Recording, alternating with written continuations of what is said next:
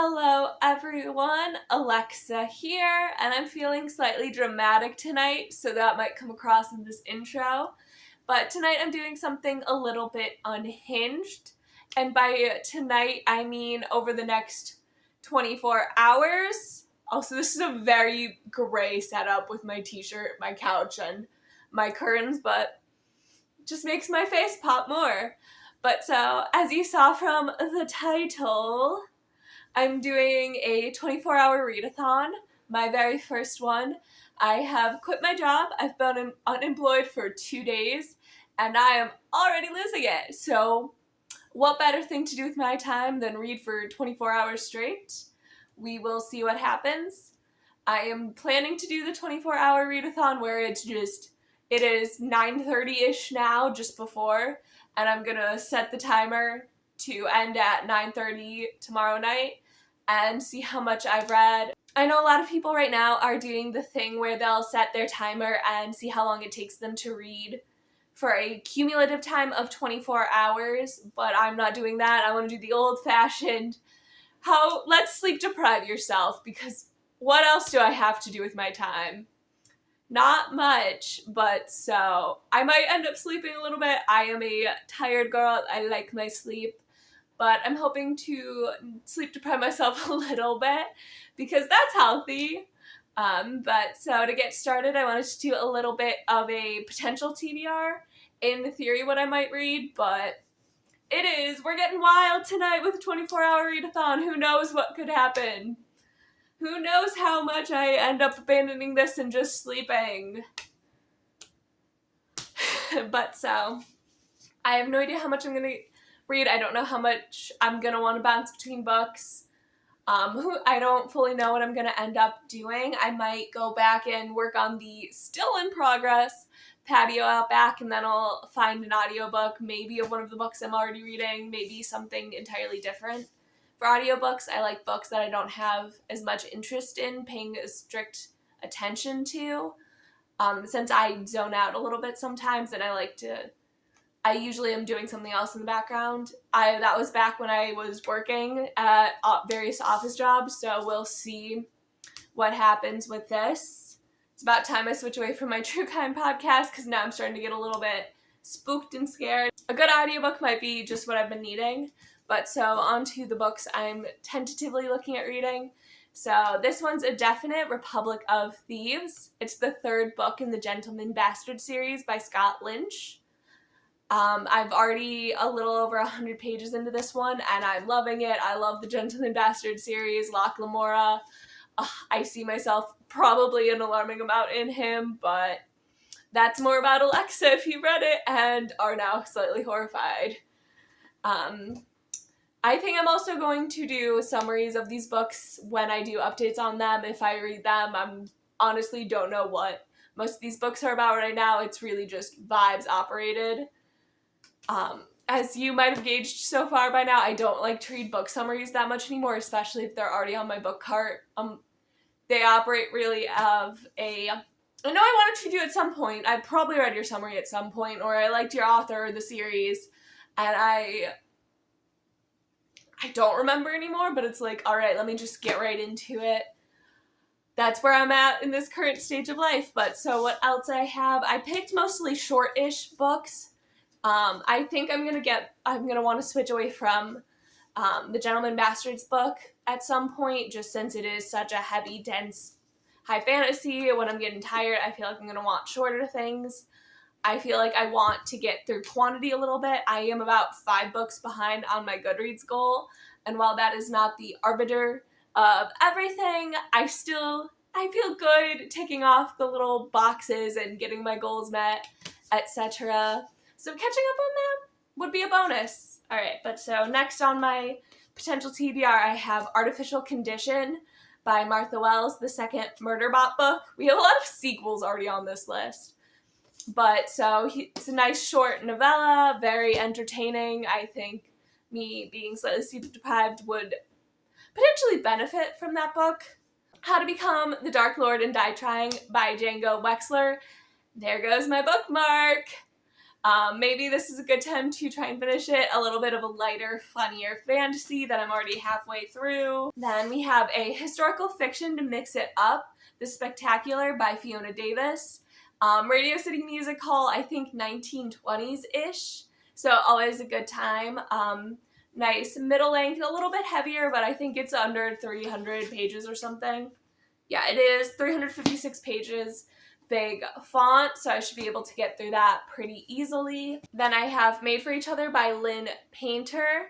This is a contemporary romance about a maid and, I guess, to the rich, a guy who owns an apartment she cleans. It's on my Goodreads TBR. My best friends got it for me for Christmas because she saw it was on there. I just think that would be a nice, light, fluffy read to mix in as well and change things up. I think my plan for the evening is to do reading sprints for a while, probably put on an ambiance room. I said that's so weird, an ambiance. The word does not sound like a word to me anymore. An ambiance room in YouTube and do some little reading sprints and see what I can do. We'll see how tired I get. A couch nap is almost inevitable, but it is counterintuitive to my goals for tonight. So we shall see. I have a Celsius in the fridge with my name on it if I'm really dedicated to this, which, heck yeah, brother, let's do this. All right. I will see you in a couple of hours, probably like midnight-ish. It is about to be 9:30 right now. So let's get this started. Well, so far things are a little anticlimactic. I was hoping to get a little bit more read in this. I just finished part 1. Technically, I've read 4 chapters, but that's because the structuring of all of these books goes back and forth between present and past with a chapter number and then an interlude chapter. So I'm a little bit further than that. I'm just finished part 1. I'm on part 2 now. I am a little over 200 pages in. I've gotten just under 100 pages read tonight. I was hoping, now that I finished this part, got to a good pausing point to switch over to the spectacular, but that is calling my name, and that is where the anticlimactic part comes in. During my first little reading sprint, I set it down as 45 minutes, and I was dozing off already, and that it's just after 1, it's 1:20 or something right now. I was dozing off another couple of times. I opened up a Celsius. I didn't drink that much of it. I'm torn. I need to go to bed. I've been waking up too early in my time of unemployment. But I will pick up tomorrow with more I've read for According to My Forest app, which is what I've been using to lock in and keep track of how much time I've put. It says I've read for 200 minutes so far between yesterday and technically what is this morning. So that's a little over 3 hours, 100 pages of this mass market, small, tiny paperback. I read really slow, that's unfortunate. I'm pretty sure I'll read the spectacular faster, factor in the tiny words, tiny font, and very minimal spacing, and the falling asleep time. Makes sense that I haven't gotten much more than that done. I wish I could stay up later. I don't think I planned this super well. It's bedtime for Alexa. But we will get started in the morning again. Probably gonna wake up at 8 a.m. and get right to reading. It's a lot more sleep than I was originally planning for, but a lot of things are going not the way I was initially proposing to myself for making this work. I was I'm gonna start at 6 or something, 6 p.m. Then that didn't happen. I wasn't gonna wake up before 8 a.m. this morning. That did not happen. I was gonna be awake until 3 a.m. and wake up at 8 a.m. The 8 a.m. part's gonna happen. Well, the 3 a.m.'s not happening. And that is Okay. Sleep is more important. And then there will be time for books in the morning. All right. I'll see you in the morning. So the shot's a little bit more awkward than I thought it would be. I am a little bit too tall for my vision. But I just wanted to chat before I got back to reading. It's 8:15. I'm already questioning why I decided to do this 24-hour readathon thing. And it's purely just for a whim. Like, there's nothing to it. Just, like, if anyone was doing this, it would be for no real reason, and just that they feel like it, which is interesting trait about humanity, I guess. But I am very tired. I'm gonna do nothing but read today, which is weird because I don't feel guilty about it, but I already know, like, I feel like I should be doing more. I didn't do that much yesterday. I'm not someone who likes to take a day off and not have, like, a plan for it or something to do for it. Like, there's just some level of guilt there, that, like, I'm wasting it. And now that I don't have a job and I don't have any income coming in, I really feel like I need to be doing a lot of things that are quite productive just to, like, pay my share, quote unquote. Like, I have a good amount, like, my financial situation is okay. I'm going to be adding some caramel syrup. I'm just making a cold brew, put some chocolate sauce on the bottom, use some almond milk just because that's the cheapest milk and it lasts the longest. Because regular milk goes fast. That is my milk preference explanation. I don't know if you care. That's okay. But so I just get, like, some weird feelings, like I could be working on that patio today. Especially the weather is, like, I don't think it's gonna rain that much, and it's pretty cool today. But so I'll be feeling bad, especially while my partner, he works from home today. So I'll just be watching him work all day. Well, not literally watching him. That would be quite weird, even for someone who is weird. That'd be like, why am I watching you all day? But so I'm about to get started reading now that I have my little cold brew made. But I think I'm going to start with the Spectacular. Once I get a decent way into that, I will let you know. But so far, I've only read like 100 pages in over 3 hours. We're doing great, and we're down to 13 hours left in this readathon. All right, if I do this again, less sleep next time. Yeah, I'm gonna do this again one day, aren't I? Boy, do I read slow, which is not a new discovery. I've been reading faster now than I did last night. I am about a third of the way now through The Spectacular, Fiona Davis. A little over 100 pages. I've just spent like the last 4 hours or so reading, a little less than, with a little break to make some breakfast. It was really good, if you were wondering. I had scrambled eggs with some leftover canned green chilies and some bacon. It was delicious. Topped with sriracha, of course. But so the book's really good. It's weird timing because it's aligning well with my life.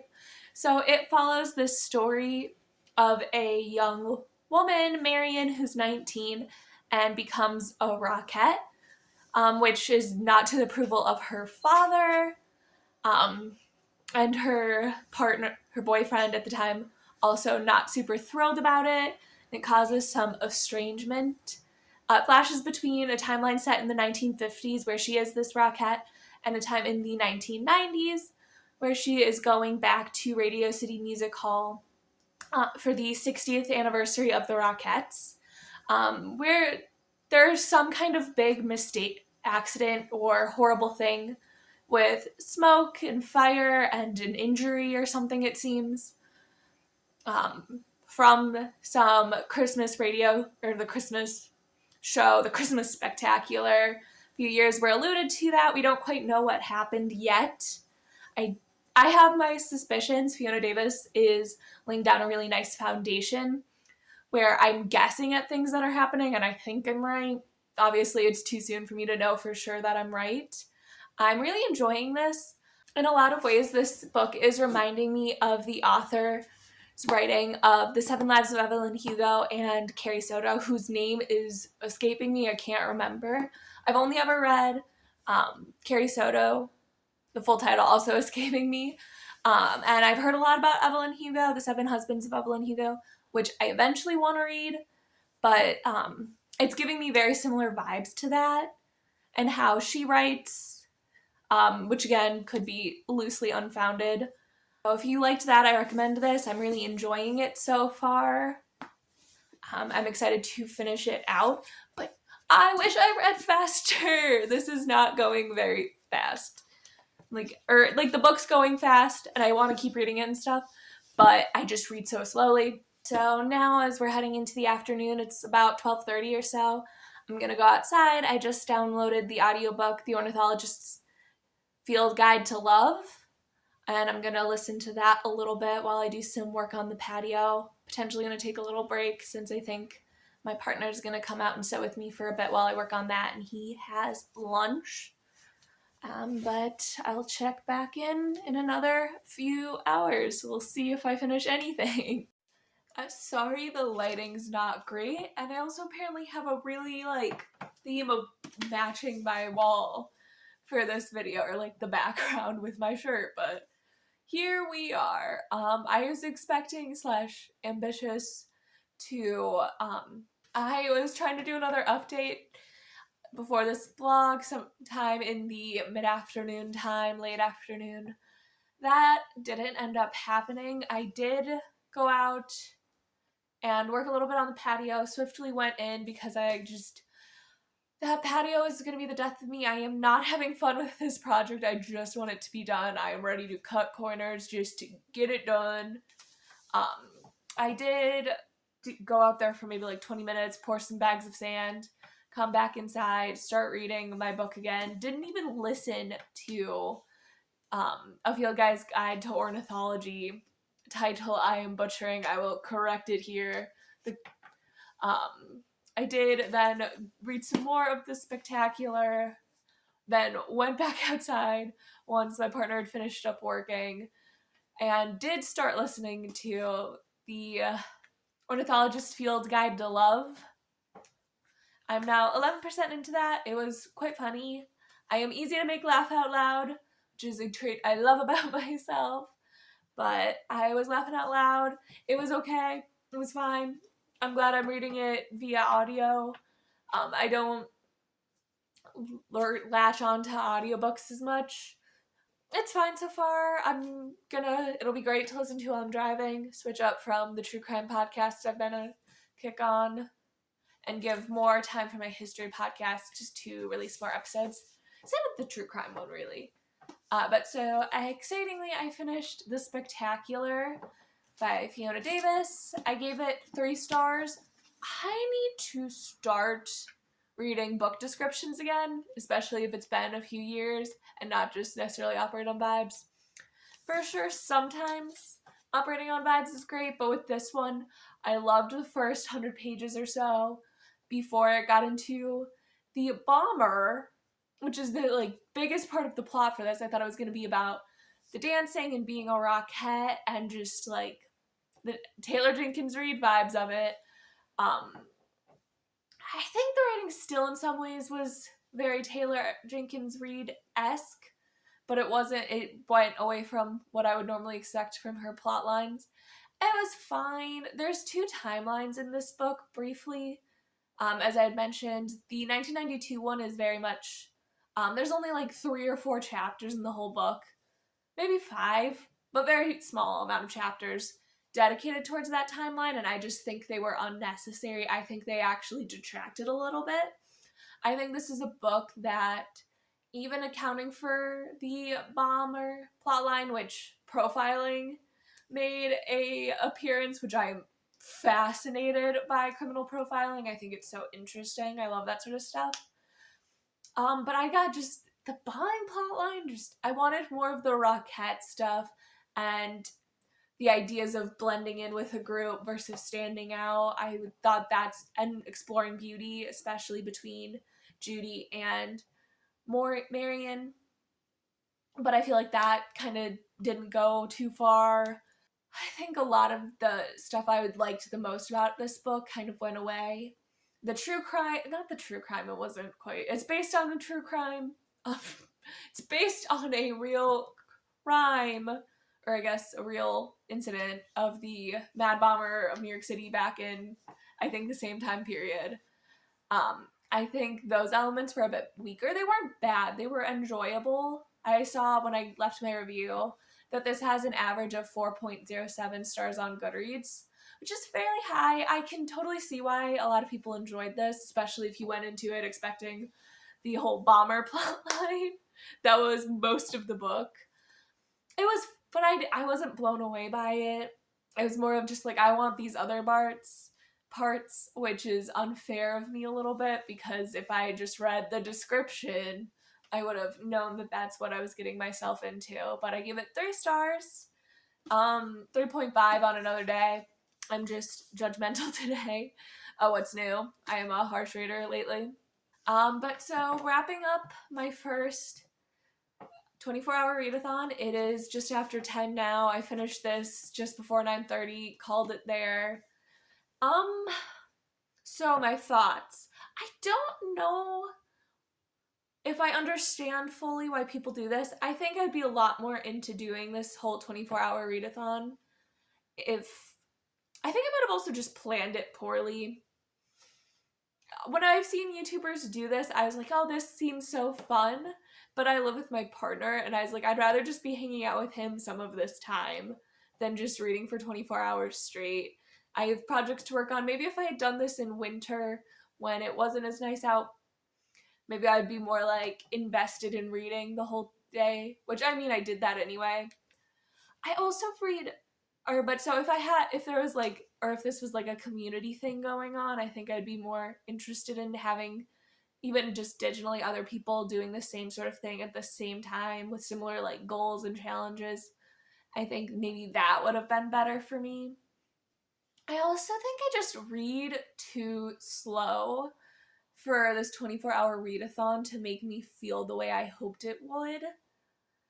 If I had picked a slightly shorter book, if I had like really tried to clock through 2 like shorter books, I think I could have done this, but my total page count, if we even include the audiobook, it's not more than 600 pages. It's less than that probably.